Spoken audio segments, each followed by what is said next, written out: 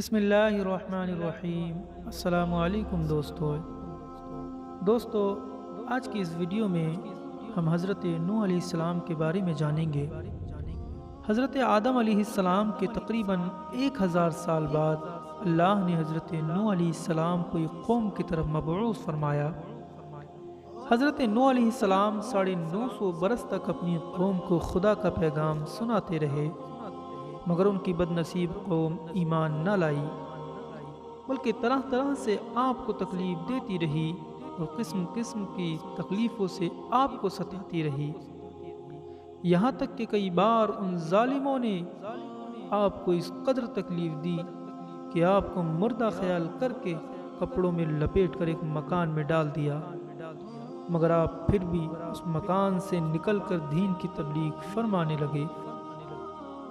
مگر ان مصیبتوں پر بھی آپ یہی دعا فرماتے رہے، اے میرے پروردگار تو میری قوم کو بخش دے اور ہدایت عطا فرما۔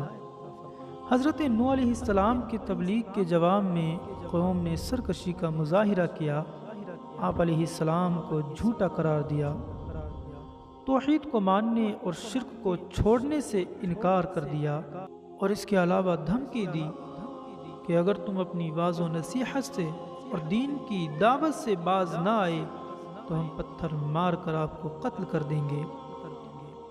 ان دھمکیوں کے ساتھ آپ علیہ السلام کی شان میں بے شمار گستاخیاں کی، یہاں تک کہ ایک دن یہ وحی نازل ہو گئی، اے نوح، اب تک جو لوگ مومن ہو چکے ہیں ان کے سوا دوسرے لوگ ہرگز ایمان نہیں لائیں گے۔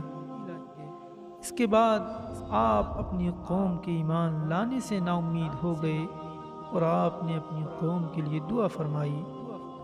تب اللہ رب العزت نے آپ کو حکم دیا کہ آپ ایک کشتی تیار کریں۔ 100 برس تک آپ نے ساگون کے درختوں کو تیار کیا، پھر آپ نے ان درختوں کی لکڑیوں سے ایک کشتی تیار کی۔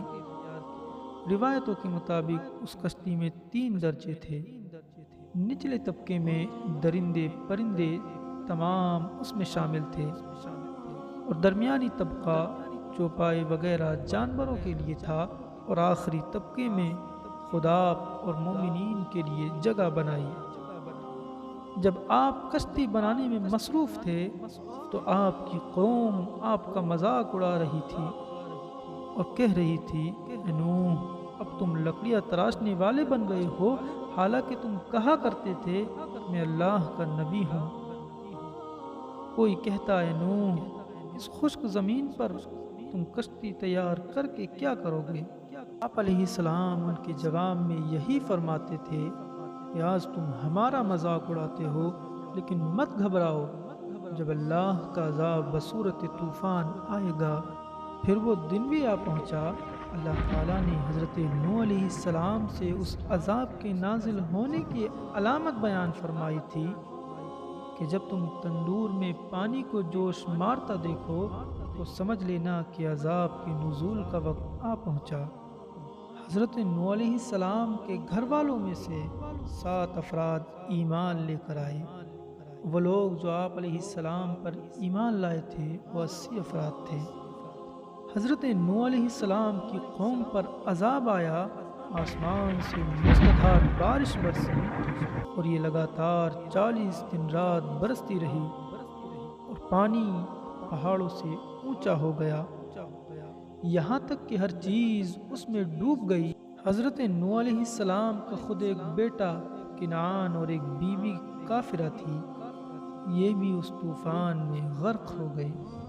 اللہ پاک سے دعا ہے ہمیں اپنے آقا کریم صلی اللہ علیہ وسلم کی تعلیمات کے مطابق زندگی بسر کرنے کی توفیق عطا فرمائے۔